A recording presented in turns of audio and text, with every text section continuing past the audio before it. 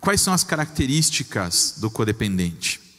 O codependente, ele é guiado por uma ou mais compulsões. O que é uma compulsão? É um comportamento que você entende como aceitável, que você precisa fazer e que você não consegue resistir a ele. Eu vou fazer e eu vou agir assim. Uma compulsão. O codependente, ele pode ser guiado por uma compulsão alimentar, ele pode ser guiado por uma compulsão de tecnologia, de internet, de pornografia, uma compulsão por compras. Ele é guiado por uma ou até mais compulsões. Fica claro toda essa disfunção na alma até por conta da própria compulsão. O codependente ou um codependente é compelido e atormentado pelo jeito que as coisas eram na família disfuncional de origem. Quem se identifica com isso? Eu, né? Vou olhar para os relacionamentos dos meus pais e em determinado momento eu vou olhar para toda essa configuração familiar e dizer: eu sou o culpado pelo término do relacionamento dos meus pais. Uma criança de 9 anos, 8, 9 anos, ela não tem capacidade para discernir se era culpa dela ou não. Eu absorvi simplesmente a culpa e levei a culpa por toda a vida. Por isso que eu coloquei ali que a culpa motiva. A culpa motiva ao quê? Eu não quero gerar mais culpa. Eu não quero ser mais culpado por ainda mais coisas que eu vou produzir. Então, se eu não quero ser culpado de nada, o que eu vou fazer? Vou me proteger. Vou criar mecanismos de defesas para tentar suportar essa existência. E aí, quais são esses mecanismos de defesa? Por exemplo, perfeccionismo. É um mecanismo de defesa.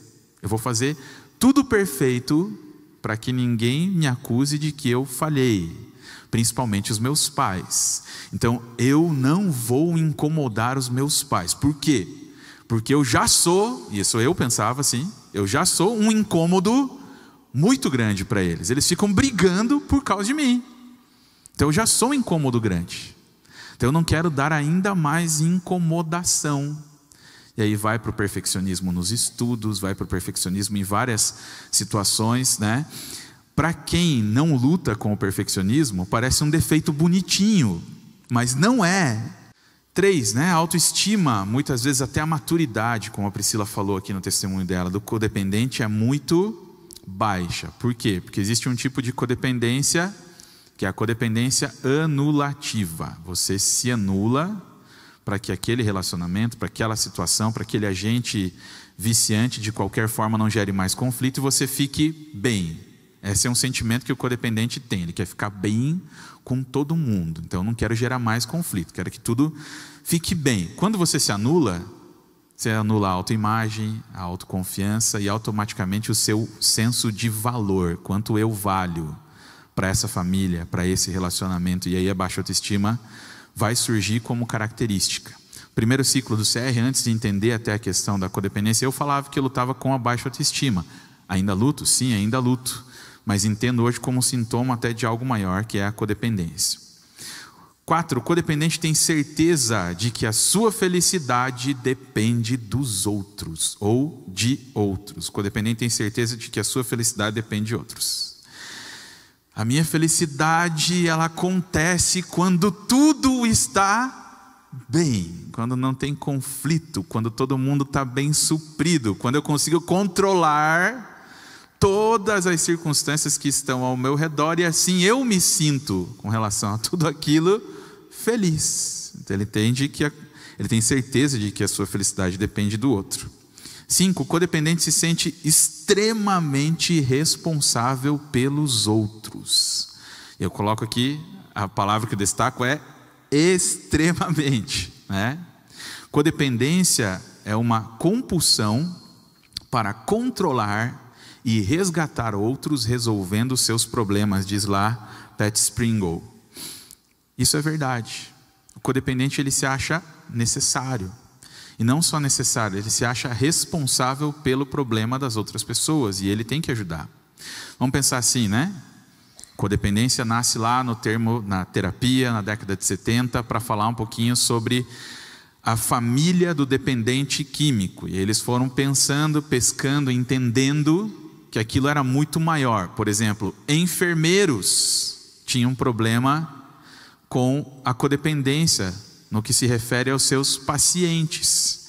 Então não é uma coisa só para quem teve na sua família alguém com a dependência do álcool ou das drogas.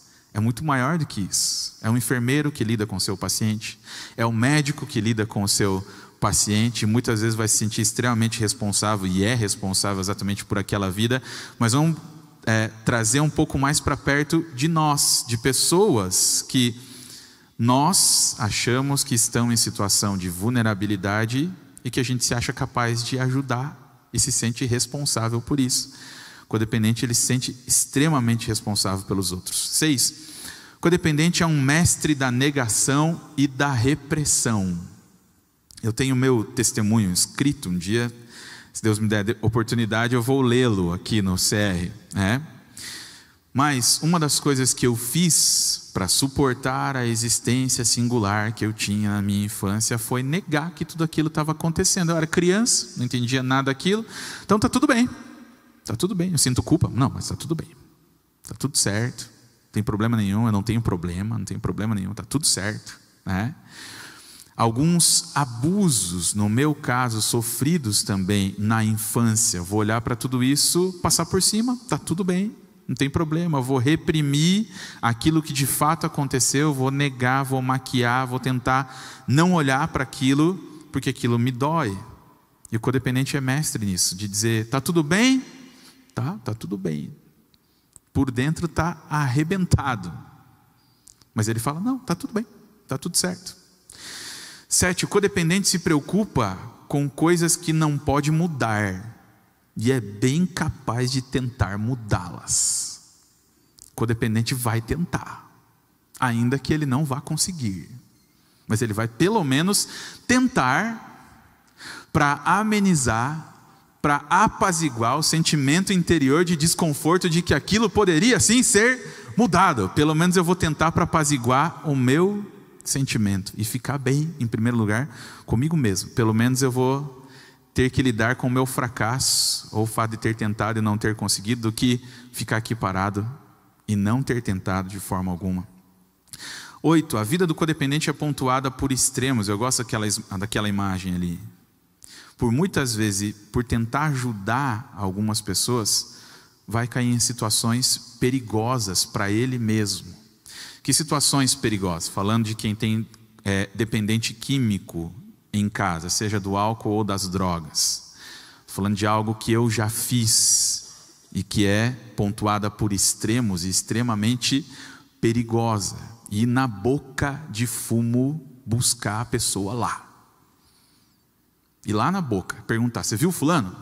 Vi, está por aqui, está por lá, ir atrás, na boca de fumo, procurar a pessoa e tentar tirar de lá. Ou ir num bar, isso eu fiz também.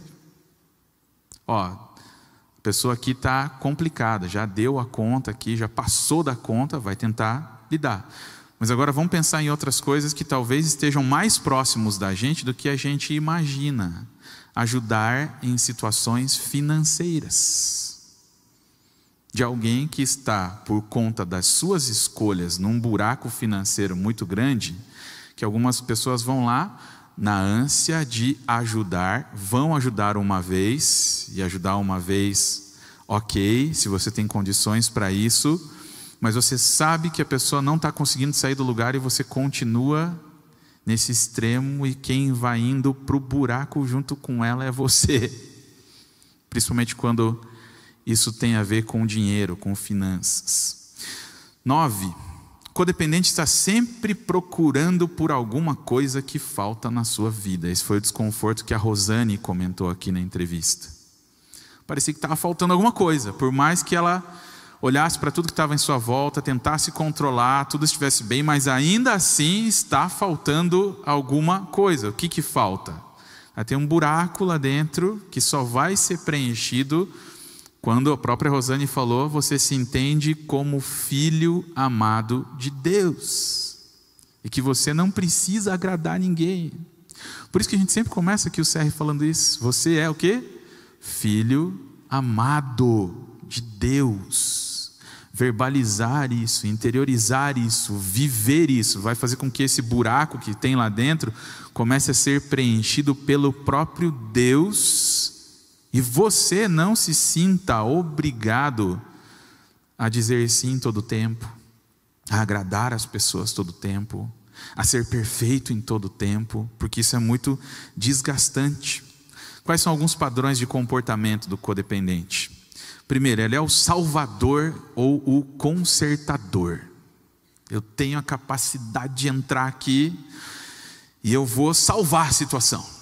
Eu vou entrar ali como o Messias. Até a psicologia coloca isso como síndrome do Messias, a pessoa que vai tentar salvar toda a situação, e é por isso mesmo que é marcada por extremos. Ela vai tentar se colocar numa situação, ou ela vai se colocar numa situação perigosa.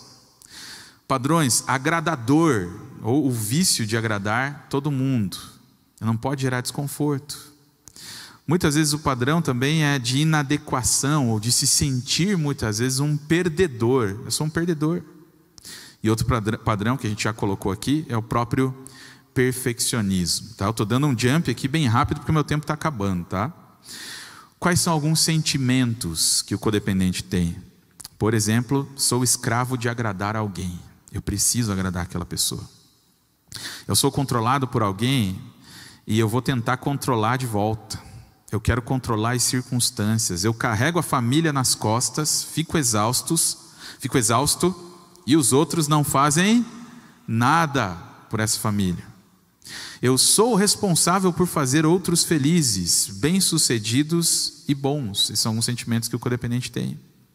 É sentir-se culpado quando não faz tudo perfeito. É perfeccionismo. É tentar sarar uma pessoa doente, mas se tornando doente também. É ajudar o outro pela sua própria necessidade. E muitos acham que é pelo outro ou até para Deus, mas é pela sua própria necessidade, para o seu sentimento que está aqui dentro, apaziguar. É uma criança doendo no corpo, ou num corpo de adulto. Todos esses são sentimentos que o codependente sofre. E aí a gente precisa compreender o seguinte: aquilo que a gente chama aqui de 3 Cs da codependência. Em primeiro lugar, você não é a causa do problema. Você não é a causa do problema. Não vá na direção de tentar resolver alguma coisa se esse problema não é seu e se você mesmo não é a causa do problema. Você vai pedir graça de Deus, vai pedir ajuda de Deus, e aquela pessoa, naquela situação, circunstância ou a própria situação, Deus vai trazer a solução, mas você não é a causa, e por isso você não pode ir até essa direção, ou ter essa direção. Você não controla o problema. Você não controla, é o outro ser. Você não é a causa, e você também não controla. Quem controla todas as coisas? Deus. Deus controla todas as coisas. E você não é a cura. É o outro ser. A quem pertence a cura? A Deus. É Deus que cura.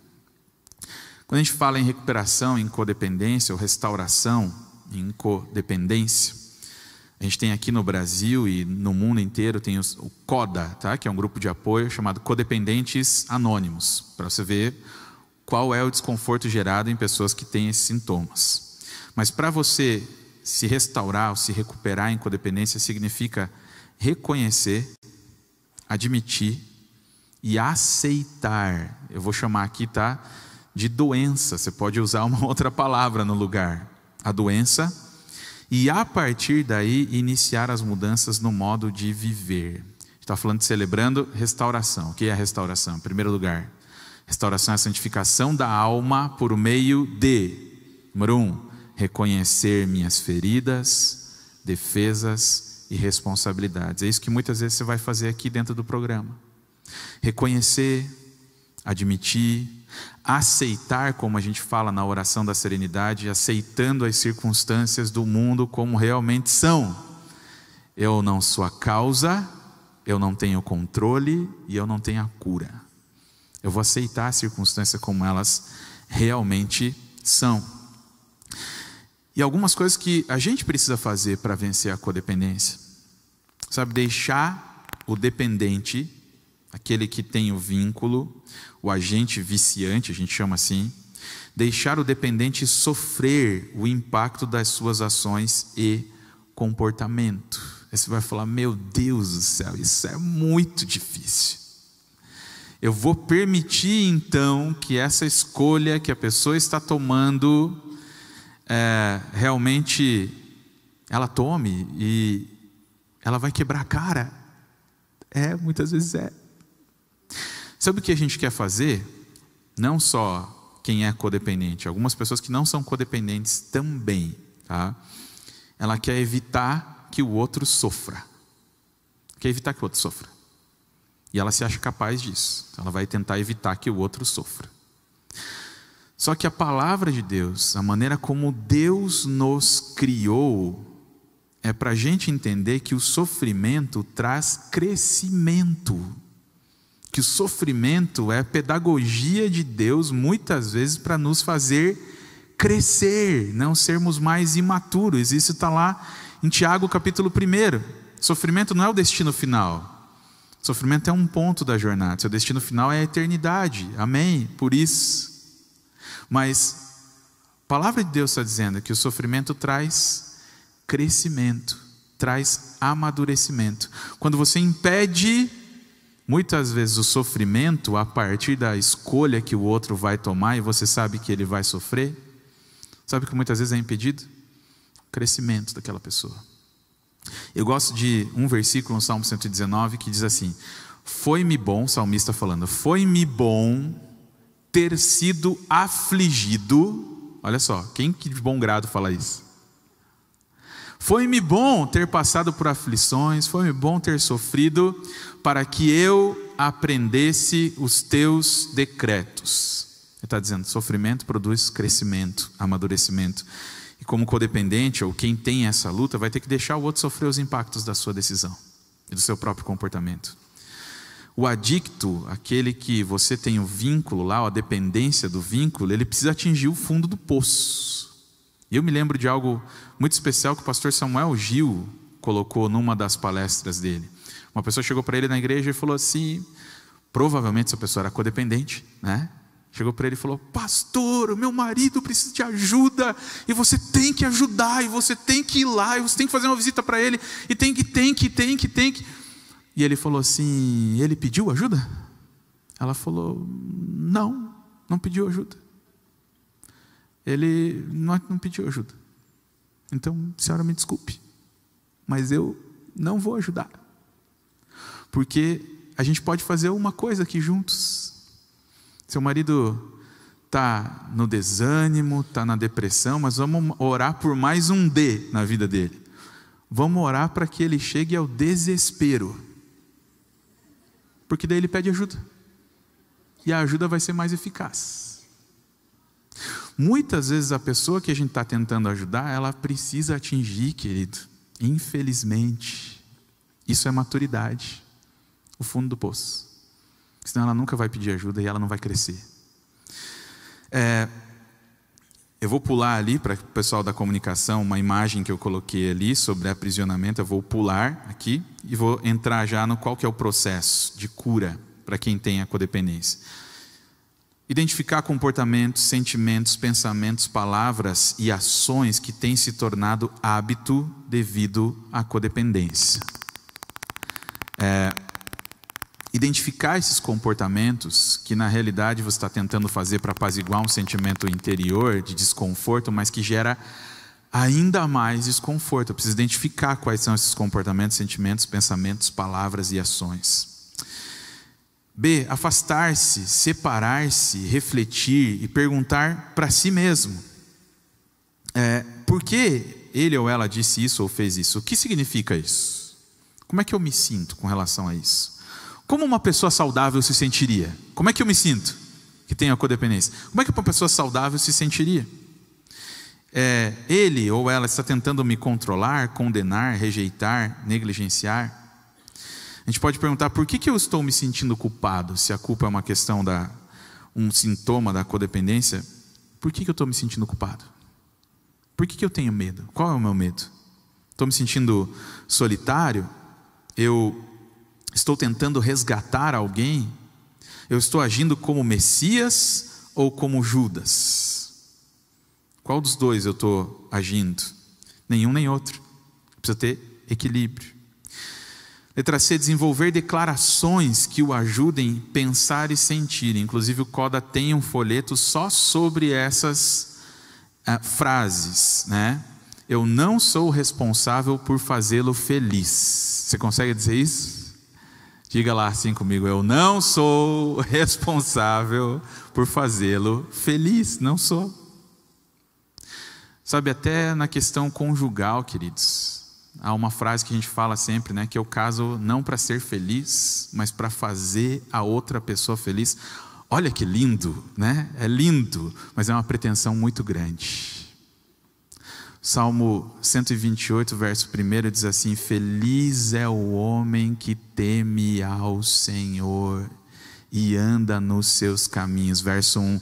Verso 2 ele fala da esposa. A esposa será na sua... Ele vai falando. O que ele está querendo dizer? Que em primeiro lugar eu preciso ser feliz em Deus. Que nem a outra pessoa e nem eu mesmo vou conseguir fazer outra pessoa feliz. Isso é uma pretensão muito grande. E que é só Deus que pode suprir.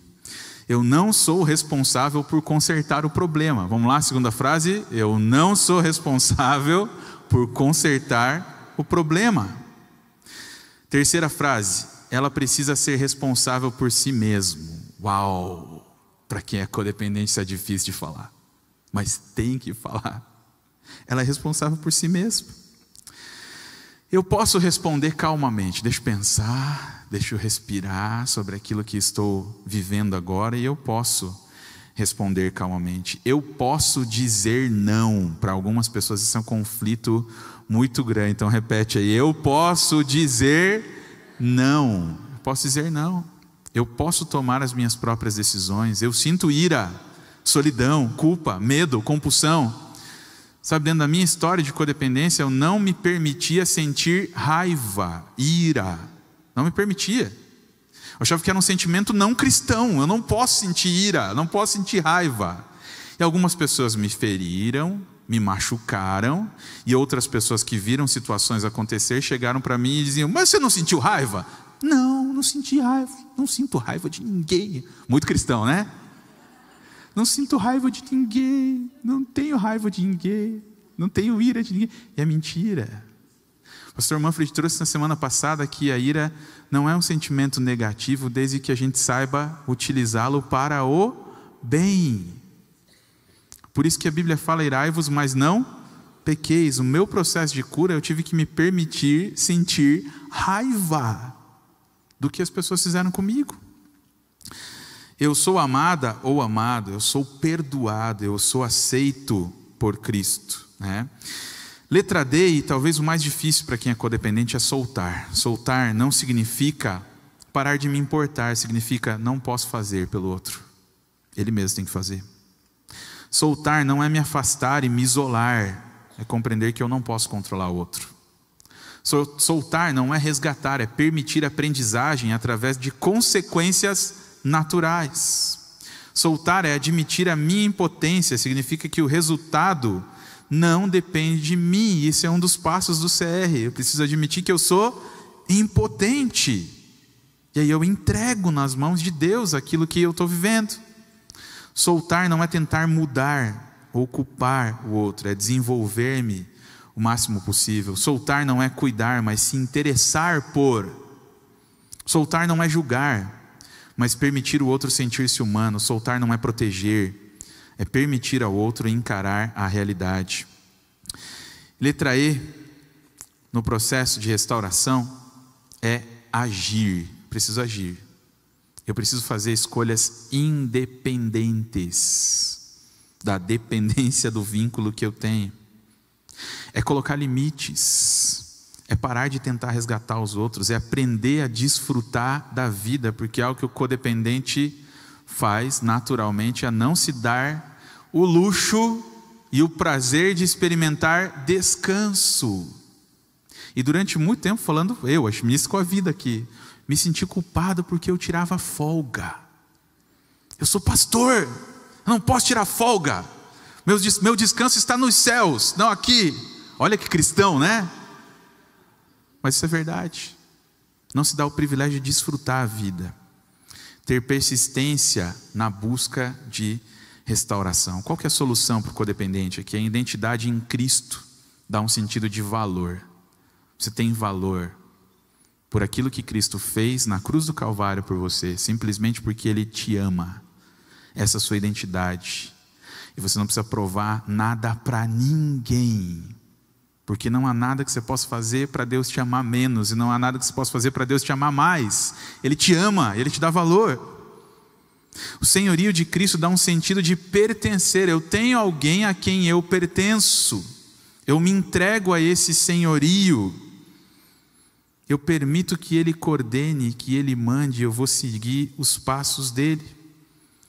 Mas uma solução também para o codependente é um grupo de apoio, um amigo, amiga, que fornece um meio de receber graça e verdade e praticar novos hábitos. E isso a gente faz aqui no Celebrando. Grupo de apoio, um grupo de acolhimento, onde você vai ser acolhido, ouvido, sem necessidade de ser julgado. Isso é algo especial para quem é codependente. Filipenses 1,6 diz assim: estou plenamente certo de que aquele que começou boa obra em vós há de completá-la até o dia de Cristo Jesus. Deus, Ele começou uma obra em você quando você se entregou para Ele, e Ele quer continuar fazendo essa obra. E uma das coisas que Ele quer fazer é te ajudar, é me ajudar a vencer a codependência emocional. Para vencer a codependência emocional, e esse é o testemunho do que aconteceu no ano passado, brinquei aqui com várias vezes, né? A Priscila e a Esther são da base aqui do CR.